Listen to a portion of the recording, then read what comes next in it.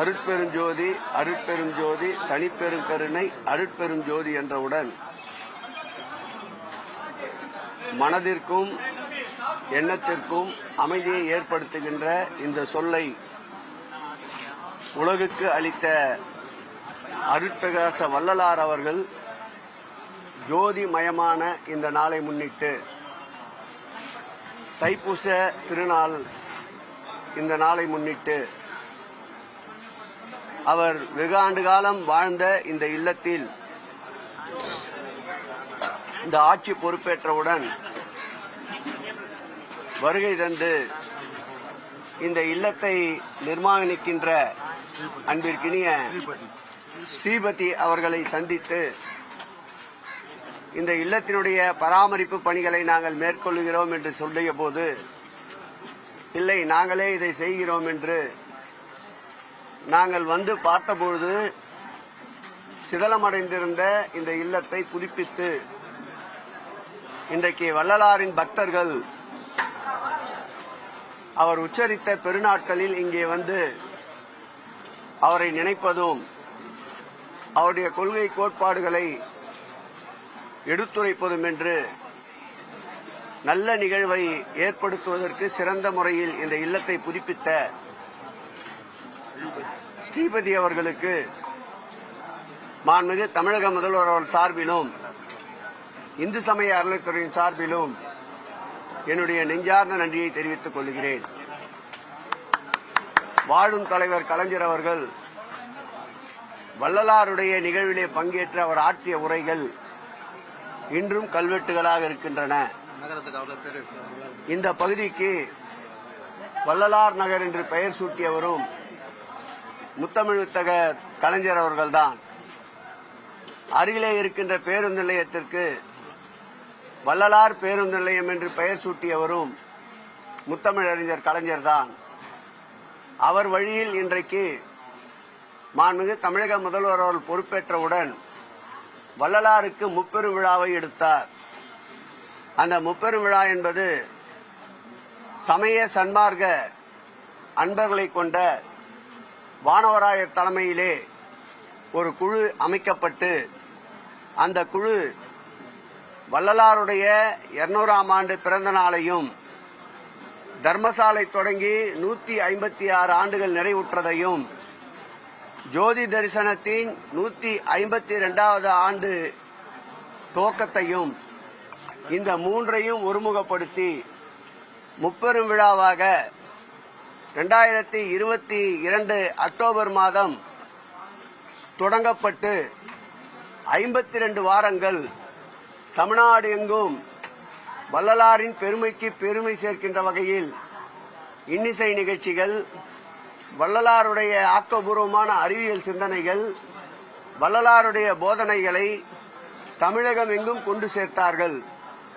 அந்த வகையில் 52 வாரங்களும் அன்னதானத்தை தொடங்கி வைத்து மாண்புமிகு தமிழக முதல்வர் அவருடைய திருக்கரங்களாலேயே மயிலை கபாலீஸ்வரர் கோயிலுக்கு சொந்தமான திருமண மண்டபத்தில் அந்த நிகழ்வினை தொடங்கி வைத்தார்கள். பசியோடு இருக்கக்கூடாது என்ற வள்ளலாரின் கொள்கைக்கு உயிரூட்டுகின்ற வகையில் 52 வாரங்களும் தொடர் அன்னதானங்கள் நடைபெற்றன.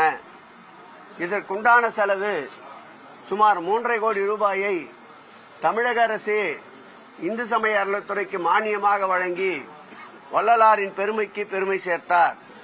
அதோடு மட்டுமல்ல, அவர் பெயரில் லட்சணையை வெளியிட்டு, தபால் உரையை வெளியிட்டு, சிறப்பு மலர் ஆகியவற்றை வெளியிட்டு வள்ளலார் புகழுக்கு புகழ் சேர்த்த தலைவர் வாழும் வள்ளலார் எங்கள் மாண்புமிகு தமிழக முதல்வர் அவர்கள். வள்ளலாருடைய பிறந்த நாளை, வள்ளலாருடைய ஜோதிமயமான நாளை முன்னிட்டு தைப்பூச திருநாளில் தொடர் 3 நாட்கள் தினந்தோறும் 10,000 பேர்களுக்கு அன்னதான திட்டத்தை அறிவித்து இன்றைக்கு அந்த அன்னதான திட்டம் வள்ளலார் வாழ்ந்த அந்த இடமான வடலூரிலே இன்றைக்கு அந்த திட்டம் நிறைவேற்றப்பட்டுக் கொண்டிருக்கின்றது. சர்வதேச மையம் என்று மாண்புமிகு தமிழக முதல்வர் அவர்கள் தேர்தல் அறிக்கையிலே அறிவித்திருந்தார். அந்த அறிவிப்புக்கிணங்க அதனுடைய அரசாணையை வள்ளலார் அவர்களுடைய முப்பெரும் விழா நிறைவு தினமான அந்த நிறைவு தினத்தில் 5/10/2023 அன்று கலைவாணர் அரங்கத்திலே பங்கேற்று அதற்குண்டான அரசாணையை வெளியிட்டு இன்றைக்கு அந்த பணி நடைபெற்றுக் கொண்டிருக்கின்றது. இடையில் சிறு தடங்களாக நீதிமன்றத்திலே வழக்கு இருக்கின்றது.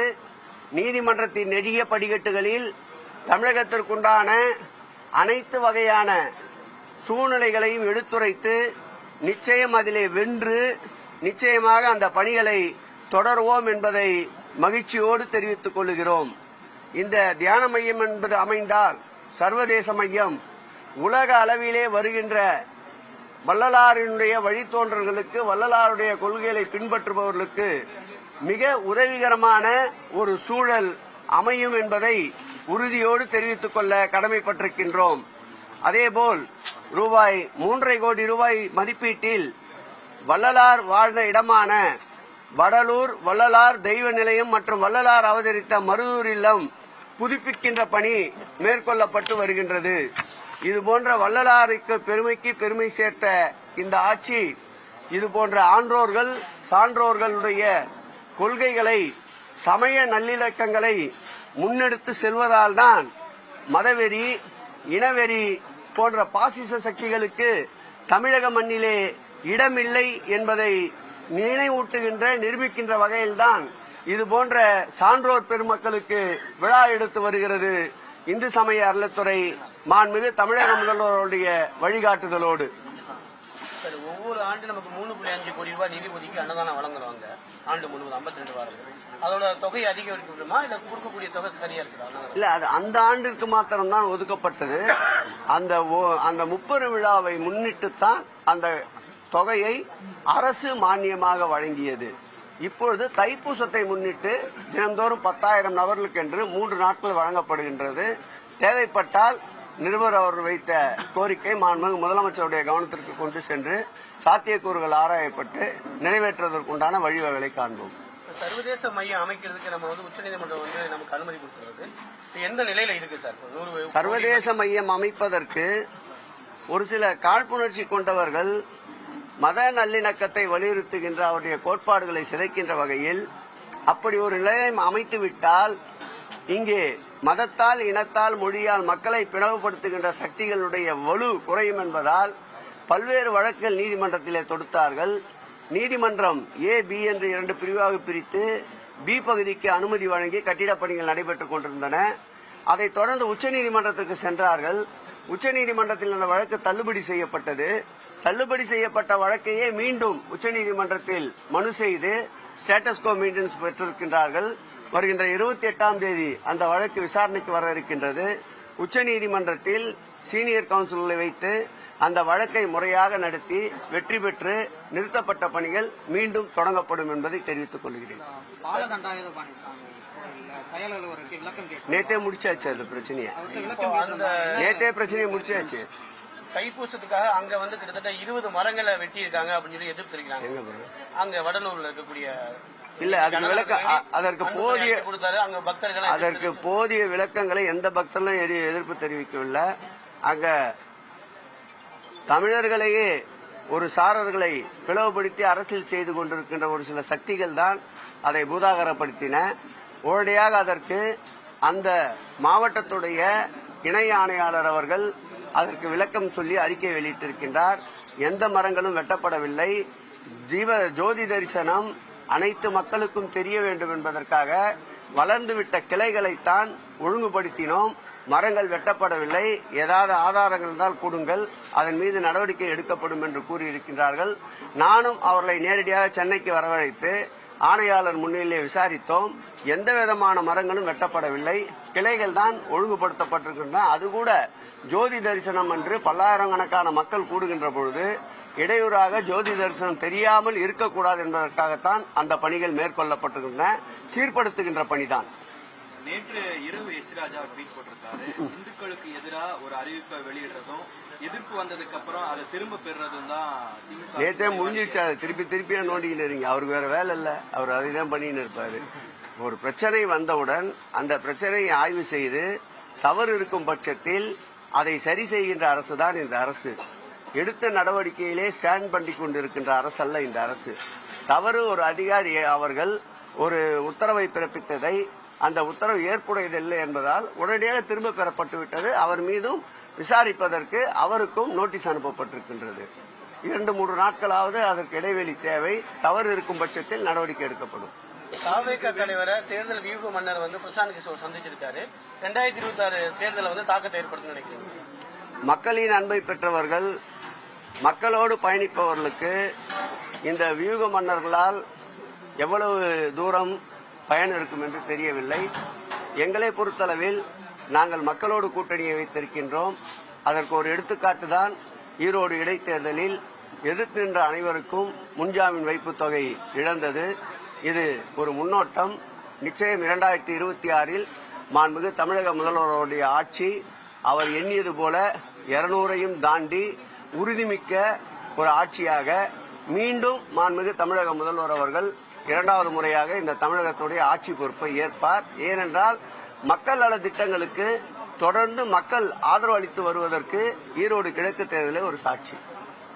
சென்னை நீ ஒரே ஆள் மற்ற 4 பேர் 29,000 பேருக்கு பட்டா வழங்கப்படும் சொல்லி அமைச்சரவை கூட்டத்தில் தீர்மானம் நிறைவேற்றிருக்காங்க. ஏற்கனவே பார்த்தீங்க என்றால் கடந்த 10 ஆண்டுகளில் இது போன்ற முன்னெடுப்பான திட்டங்கள் எவையும் செயல்படுத்தப்படவில்லை. தற்போது கூட இந்த நடவடிக்கைகள் காரணமாகத்தான் நம்முடைய மாண்புமிகு தமிழகத்துடைய துணை முதலமைச்சர் அவர்கள் முதலமைச்சர் அவர்களின் உத்தரவின் பேரில் இதுவரையில் எங்களை போன்ற சட்டமன்ற உறுப்பினர்களாக நாங்கள் அமைச்சராக இருந்தாலும் ஒரு தொகுதியுடைய சட்டமன்ற உறுப்பினர் என்ற வகையில் 6 முறை சீராய்வு கூட்டங்களை நடத்தியிருக்கின்றார். சென்னையிலே கூட திருவொற்றியூரிலே பட்டா முகாம் வைத்திருந்தார். அதேபோல் திருவள்ளூரிலே இந்த பட்டா வழங்குகின்ற முகாம்களை வைத்திருந்தார்.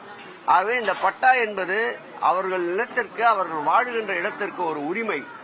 அதேபோல் அவருடைய வாழ்வாதாரத்தை பெருக்கிக் கொள்வதற்கும் சிறு சிறு விஷயங்களுக்கு அவர்களுக்கு நிதி ஆதாரம் தேவைப்படுகின்ற பொழுது தாங்கள் வசிக்கின்ற இடத்தை முழுமையாக பயன்படுத்திக் கொள்வதற்கும் இந்த பட்டா என்பது பெருமளவு வரவேற்புள்ள ஒரு நிகழ்ச்சி. அதற்காக ஒரு சிறப்பு கூட்டத்தை கூட்டி அதற்காக அமைச்சரவையை கூட்டி விரைவுபடுத்துகின்ற பணியை இந்த ஆட்சி தவிர்த்து கடந்த காலங்களில் எந்த ஆட்சியும் இப்படிப்பட்ட நடவடிக்கையை மேற்கொள்ளவில்லை.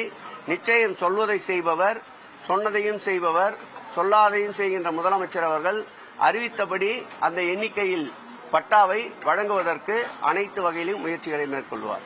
பழனி திருச்செந்தூர் கோயில்களில் தைப்பூசத்துக்கு சாமி வழிபாடு செய்வறவங்க நிறைய பேர் இந்த சமுதாய இயக்கங்கள், கட்சி கொடிகள்லாம் பயன்படுத்துறாங்க. அதான் தடை விதிச்சிருக்காங்களா அரசுல?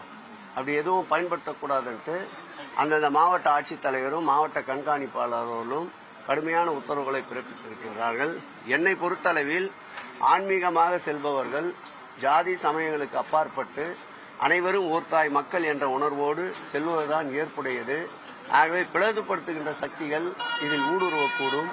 ஆகவே ஆன்மீக அன்பர்கள் அவர்களுக்கு செவிசாய்க்காமல், அவர்களுக்கு வழியை விடாமல் இறுக்கமாக இருந்து ஆன்மீக பயணம், ஆன்மீக பூமி தமிழகம் என்பதை நிரூபிக்கின்ற வகையில் ஒற்றுமையோடு இருக்க வேண்டும் என்று அன்பாக கேட்டுக்கொள்கிறேன். எடப்பாடி பழனிசாமிக்கான அந்த பாராட்டு எதான் போடுங்க சொல்லுங்க, இவ்வளவு கேட்டீங்கன்னா. ஏன்னா 1-2 தான் போடுங்க. படங்களை புறக்கணிச்சதா முன்னாள் அமைச்சர் செங்கோட்டையனே ஆதங்கப்படுறாரு. அவர் கேட்ட கேள்விக்கு எடப்பாடி பதில் சொல்லியா?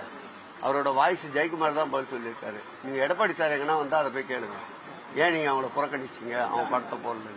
அதிமுக பிளவு உருவாயிருச்சு நினைக்கிறீங்க? மற்ற இயக்கங்களில் ஊடுருவது எங்களுடைய பழக்கம் அல்ல. எங்களுடைய முதல்வர் அவர்கள், மாண்புமிகு முன்னாள் முதல்வர்கள் இருந்தபோது கூட குறுக்கு வழியில் ஆட்சி ஏற்பதை விரும்பாதவர், நேர்வழியில் செல்பவர். அந்தந்த இயக்கங்களிலுடைய பிரச்சனைகளை அவரவர் பேசி தீர்த்துக் கொள்ள வேண்டும். அதில் தலையிடுவது எங்கள் தலைவர் எப்பொழுதுமே அதை விரும்ப மாட்டார்.